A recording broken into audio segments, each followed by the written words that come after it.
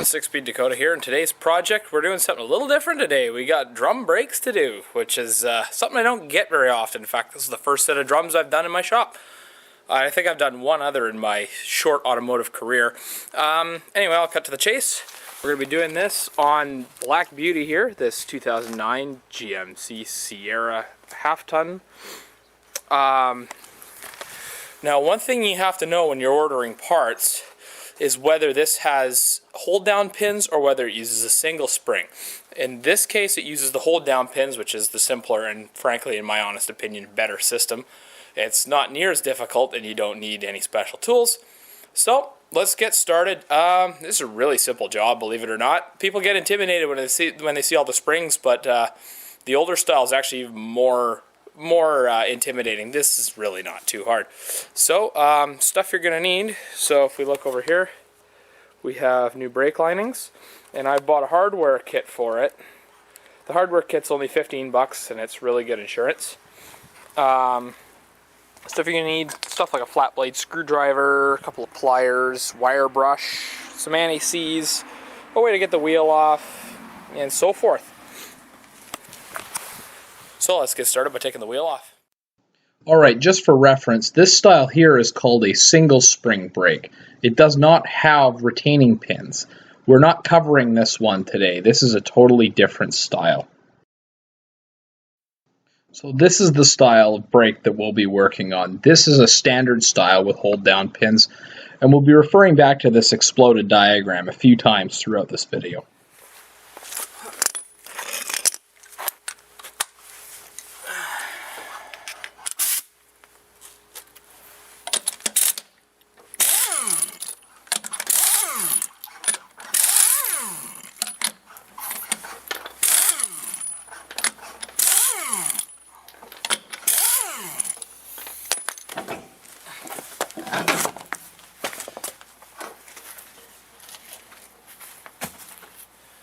Alright, now we gotta get the drum off. Now this one is actually not too bad. Some of them need a little persuasion. Comes right off. Alright, so now what I recommend doing is taking pictures of all the springs and all the hardware to see how it goes. I already got a picture on my phone camera. Other trick is to leave it together on the other side, just so you have a reference by what to go by. Alright, so the easiest way to get Alright, so since I can't show you very well because the camera's all zoomed out, first thing we're going to do is we're going to remove this spring and retainer here, and there's a pin there on the back pointed by the second green arrow. There's also one on the opposite shoe that's not shown in this diagram. This guy off. So first we have to start with these two spring hold down pins here. So we grab them with a pair of pliers and we hold it in from the back side. There's a little thing you'll see sticking up. Push it in, we turn it 90 degrees-ish. These pliers are a little bulky to get in here. And it pops out.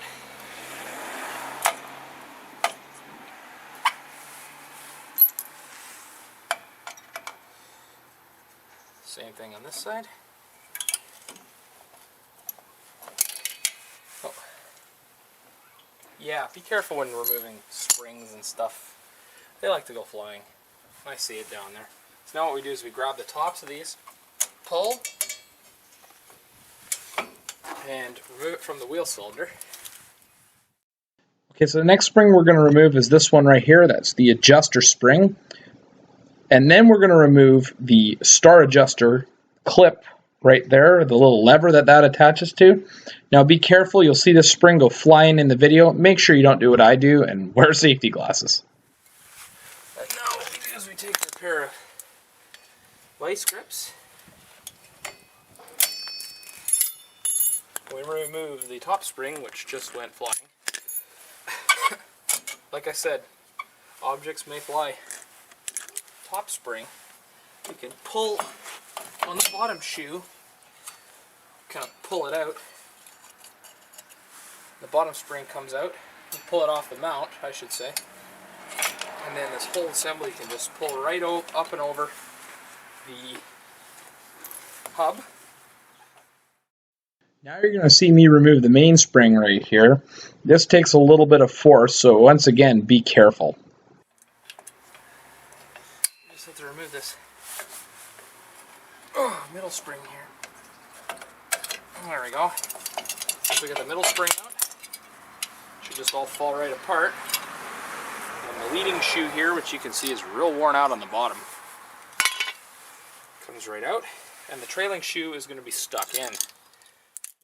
The last piece here is this little clip, which allows us to pull the parking brake lever out of the trailing shoe. Now, this is because we have this little parking brake. This is the parking brake pawl here, the parking brake lever. Now this guy, these are original, so they have these things that are kind of crimped in there.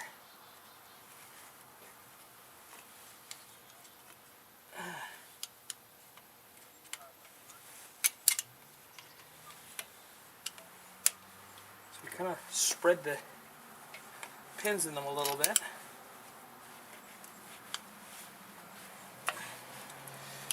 And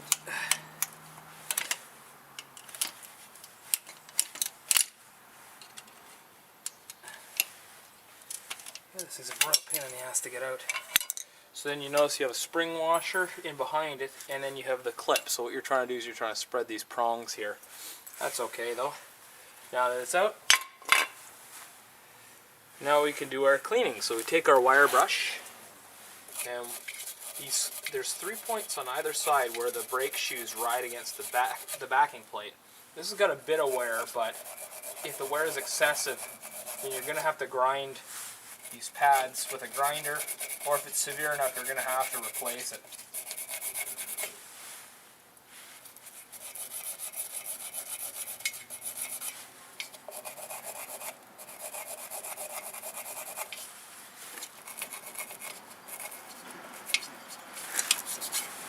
Okay, I'll clean the little bits of these. And down here where the brake shoes mount to. So, there's actually these new plugs here, these new rubber plugs, and there's 3 per side. So what we can do is we can knock them out. So there's one on these bottom 2 quadrants, and there's one right here on the top. That's really for the adjuster. Okay, so before we continue, what we're going to do is we're going to take our anti-seize and we're going to put a copious amount of lubrication on these friction points right here.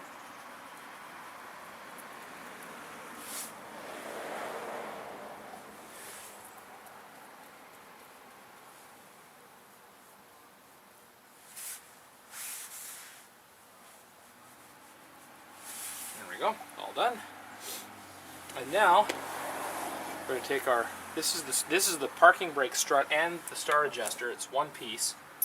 The older styles have these on the bottom, but this has a fixed bottom mount. The older styles that had them on the front usually had a swing bottom mount, and they're quite a pain in the ass to take apart. Okay, so what we do is we loosen, now this guy's threaded, so we loosen the adjuster all the way off, so basically we're bringing it to full extension. So then we take our wire brush, just going to clean off the threads, because as the brakes adjust out, the threads get exposed. And then we take some anti-seize and we just put a little dab of it on these threads, keep them sliding smoothly. You don't really have to do it all the way to the top, because it just coax it up.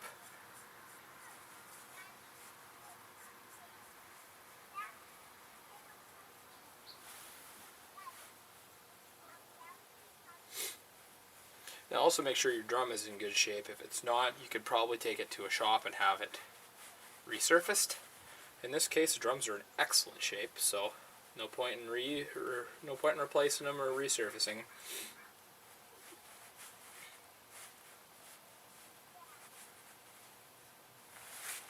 Still feels like it's sticking a little bit.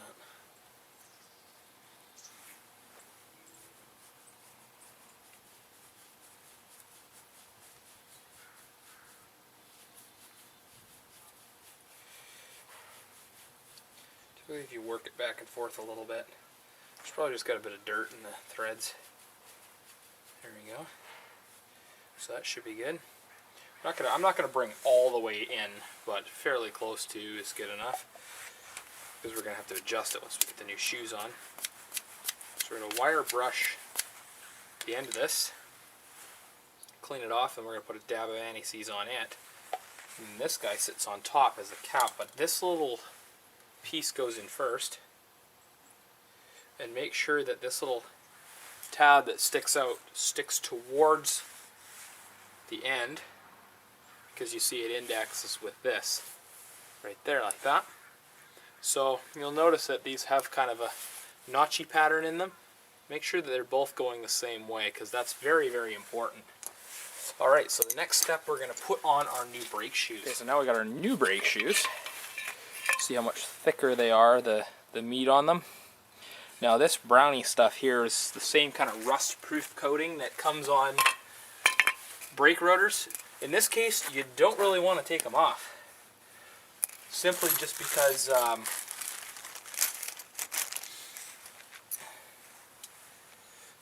you don't want to take them off because you don't want these guys to rust out. Okay, so you'll notice that one of these has a pin right there. Now they're the exact same from side to side. The only difference is they're mirrored. But both shoes with the pin are on the same side. And then we have one without the pin. Now the one without the pin is for this right here. So what we do is there's a little hole at the top here. There's a little hole and there's a big one. Obviously this one will go through the big one. Then we take, in our new hardware kit, we have a new, this is called a Belleville spring, actually, is the technical name for it. Put the Belleville spring on there. Now it's easier to, the way it waves like this, it's easier to have the two edges facing up than facing down. And then what we do is we put our little horseshoe clip in there.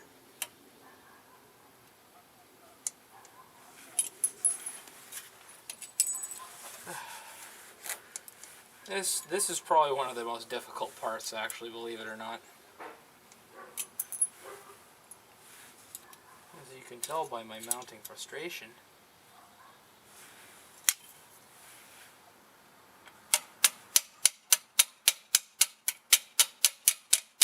And drive it home. There we go.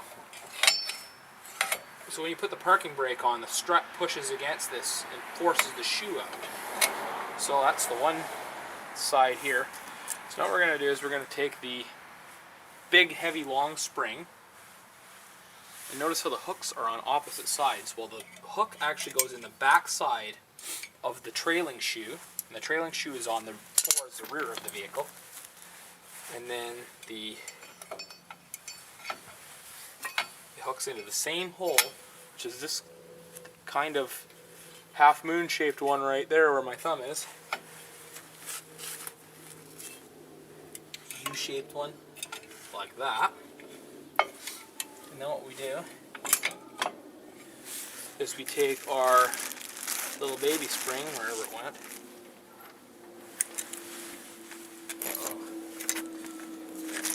There it is. Still in the hardware kit. We're going to take our little baby spring here, and we're going to put it on the bottom. Doesn't matter really which way you put it, because it doesn't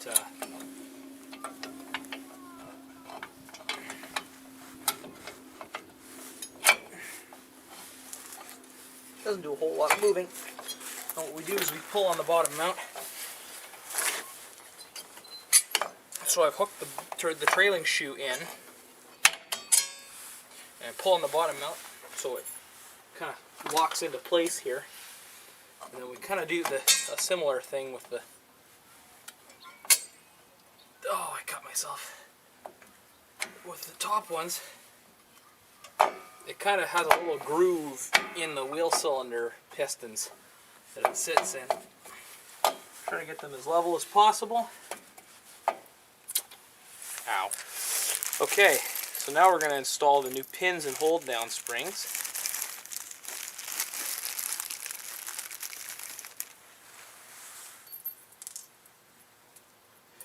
So the pins just sit through here. You can see that they come out on the other side. Excuse my balding head. So we take it comes with the spring and the little lock cap. The little lock cap's got these little grooves that hold it to the spring. But until you've installed it, it doesn't really sit quite nicely. So you kind of have to push it into place a little bit. No big deal. Same thing as just the reverser removal. So we push it in until the... Now sometimes the hole in these are a little bit of a pain. Kind of got to make them a little wider with a screwdriver.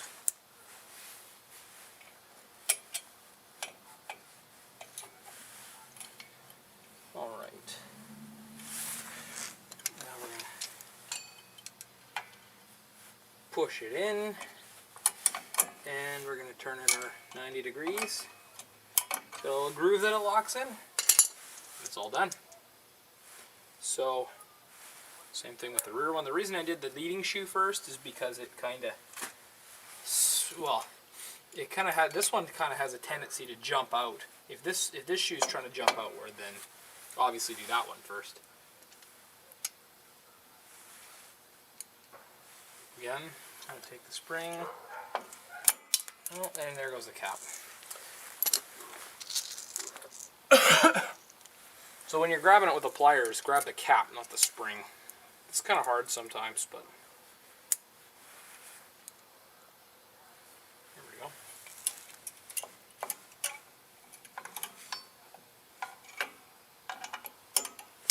Done. Alright. Okay. It needs to sit like this. So that this guy here is on the outside, this way is the inside.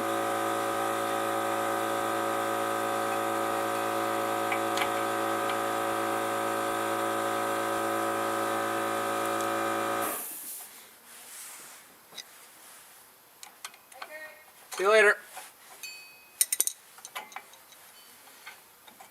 So now we just pull the leading shoe away, and it should drop right into the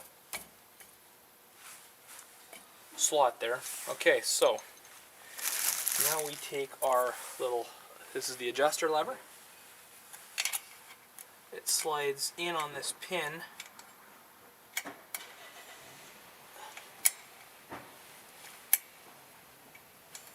Just like that. It rests on the bottom against the adjuster, and on the side here it rests against the parking brake strut. Then we take our new spring,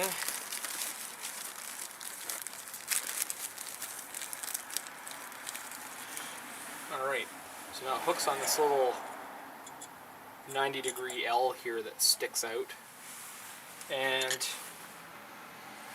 notice how it's got a long side and a short side, so the short side actually goes on the trailing edge. Now this is basically the mirror on the other side, but still, if you think of it in terms of leading and trailing, it's exactly the same. And that hooks to the lip, oops, of that adjuster arm.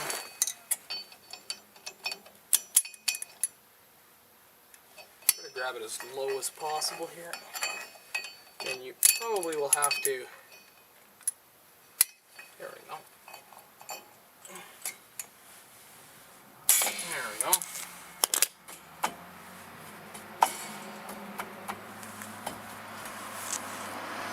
Now, you're done, for the most part. Now you just have to adjust it.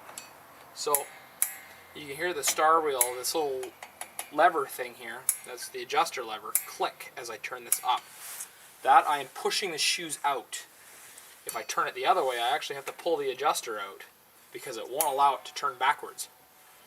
But for right now, I'm fairly certain it's pretty loose. So what I'm going to do is I'm going to throw the drum back on.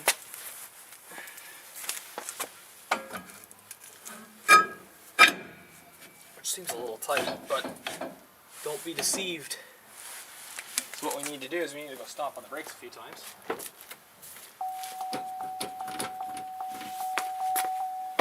And that'll realign the shoes. Then you notice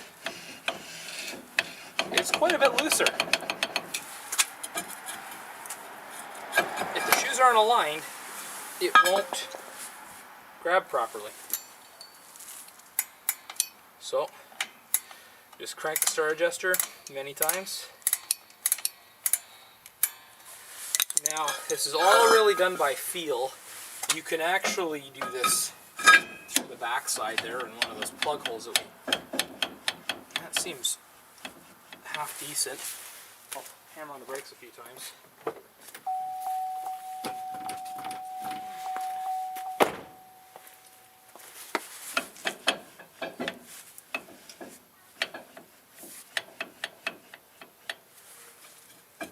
A few more clicks and it should be good. I'm going to check it relative to the other side.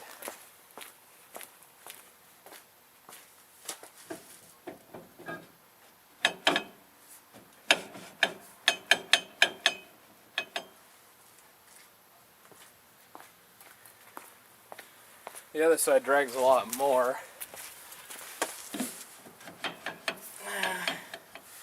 I think a few clicks and we should be perfect.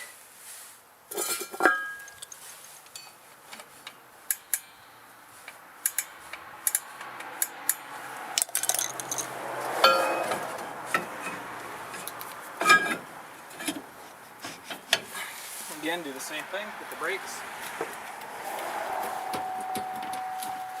No, don't hit the brakes with the drums off.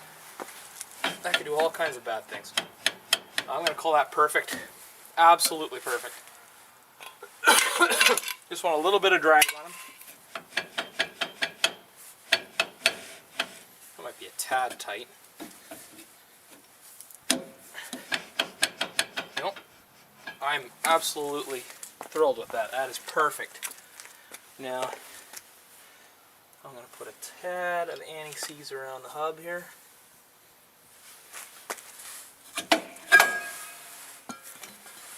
Now, one other thing you can check, which I forgot to mention, is to open up the boots here, the wheel cylinders, and look at them. Make sure that they're not leaking, because if they are, you should replace them. They're usually pretty cheap to replace. They're a lot cheaper than a caliper, so. People get so intimidated with these, but they're really not all that hard. So don't be deceived if it seems like it's dragging more, because I probably bumped the shoe. So if you adjust, if you take the drum off and adjust it, don't forget to hit the brakes or the parking brake a couple of times, but don't do it without the drum on. You can wreak all kinds of havoc. Okay, so we're going to put these plugs in. Now this one at the top is the adjuster plug. I'm not quite sure what the other two are for, but may as well replace them. We got new ones. I didn't do it on the other side, except for the top one, so I should replace the other two. And we'll throw the wheel back on and take it for a drive. I still got to do the front pads on this thing, so. There we go. All done. So, that wasn't so hard, was it? It's probably shorter than one of my brake job videos. So, let's put the wheels back on.